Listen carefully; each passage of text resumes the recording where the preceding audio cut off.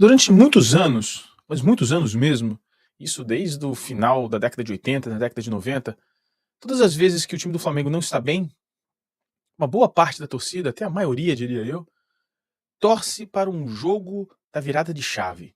Aquele jogo que muda a trajetória do time no campeonato. Durante o final da década de 80, 87, 92, há vários jogos na história de campeonatos que o Flamengo ganhou que são importantes, são marcos na mudança de humor do time, de confiança, e que levam o time a conquistar torneios, jogos históricos. E cada um tem o seu, cada um se lembra de um que é chave nesse processo de virada, né, de humor, de competitividade e por aí vai.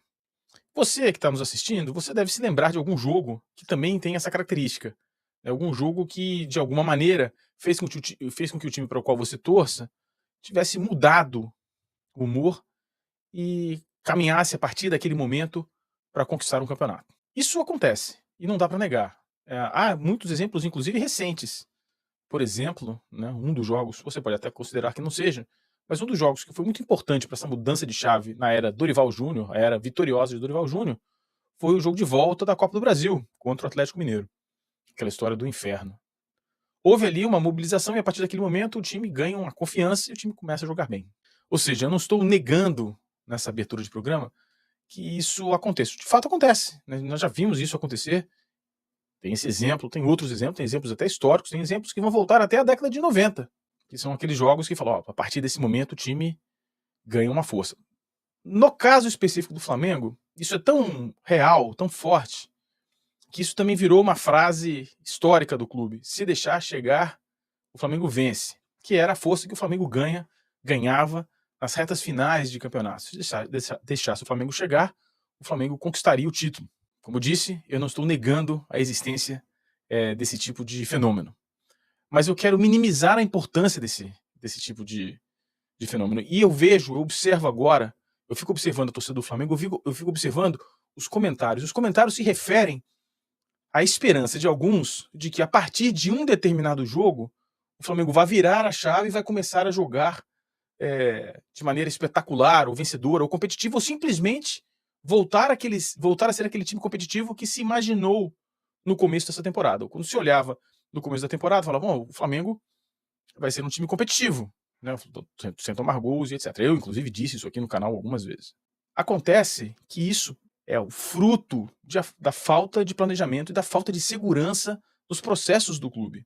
Quando você estabelece que é preciso um jogo de virada de chave, há uma indicação concreta de que há um problema mais sério que vai além do técnico.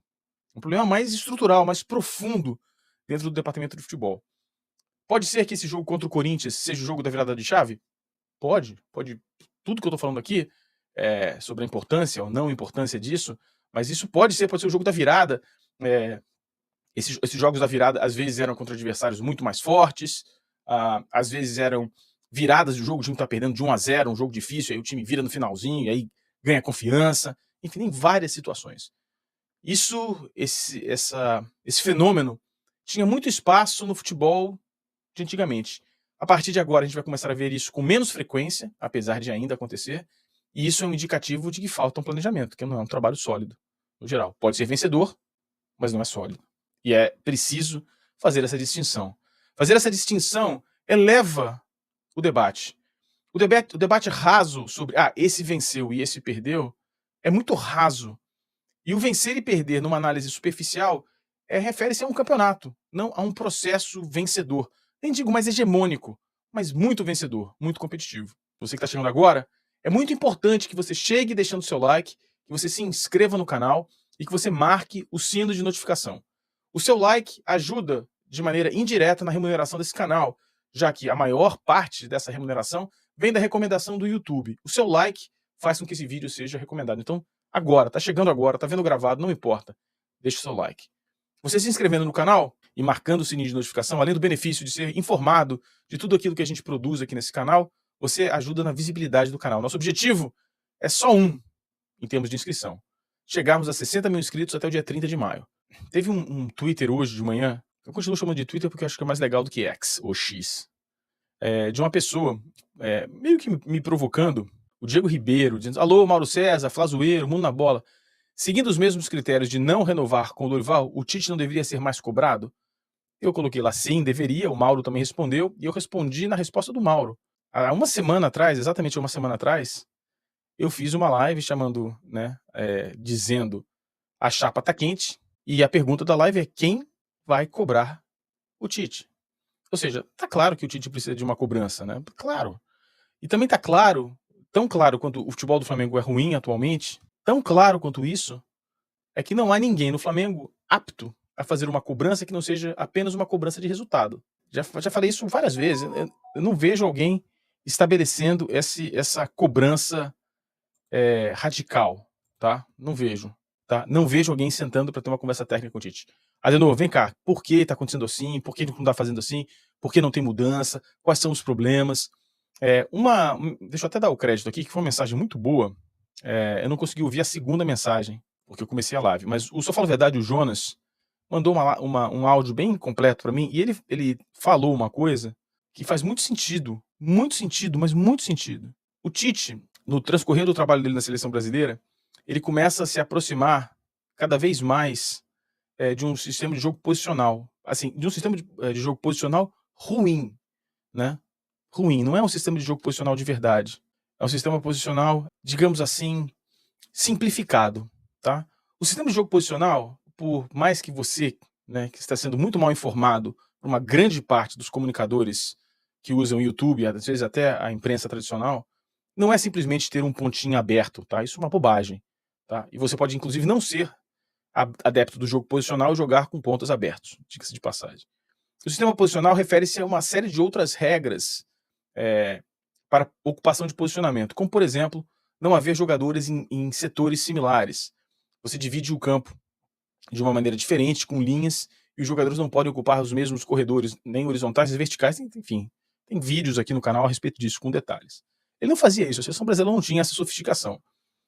Segundo o Jonas, e que me parece ser verdade, a seleção brasileira usava de uma simplificação tática baseada nas premissas europeias de jogo posicional, onde os jogadores já tinham algum conhecimento tático, e eles aplicavam esse conhecimento tático. O Tite foi muito inteligente nesse processo. Tá? Ele não precisou fazer na seleção brasileira o processo de implementação de um jogo posicional ou um jogo qualquer. Ele simplesmente convocou jogadores que tinham essa experiência tática, e aí, inclusive, desafiando a questão da meritocracia. Né? O meritocrata escolheria os melhores jogadores, mas não. Segundo a visão meritocrata do Tite, ele escolhia jogadores que já tinham conhecimento tático e que não precisariam de um desenvolvimento, ou seja, não precisariam da participação do técnico e da capacidade dele de entregar informações de acordo com a capacidade cognitiva dos seus atletas. Então o Tite, o que o Tite fazia? Simplificando aqui, né? Eu falei muito complicado aqui, deu uma de Tite aqui, né? Simplificar. O Tite pegava o jogador europeu, que já tinha algum conhecimento do desenvolvimento daquele tipo de jogo, e colocava para jogar, seguindo os fundamentos que já estavam disponíveis. Simples assim. E o Tite não precisava desenvolver os atletas. E aí deu certo por um bom período de tempo. Então, na minha visão, eu não acredito que a solução do problema de qualquer clube no futebol atual seja uma virada de chave. Eu acredito em viradas de chaves negativas, como, por exemplo, o soco que o rapaz, o Pablo Fernandes, deu na cara do Pedro. Essa foi uma virada de chave negativa. O time parou de jogar. O que a gente vê agora, com relação ao Tite, tem uma questão um pouco mais séria, que as pessoas, mesmo aquelas pessoas, os detratores do Tite, as pessoas que não gostam do Tite, não notam. O time do Tite atual não joga nem aquilo que o Tite consegue fazer normalmente. E esse é o maior problema que precisa ser resolvido rapidamente. O time do Flamengo não joga de maneira sólida nem naquele mínimo que o Tite consegue fazer até o momento.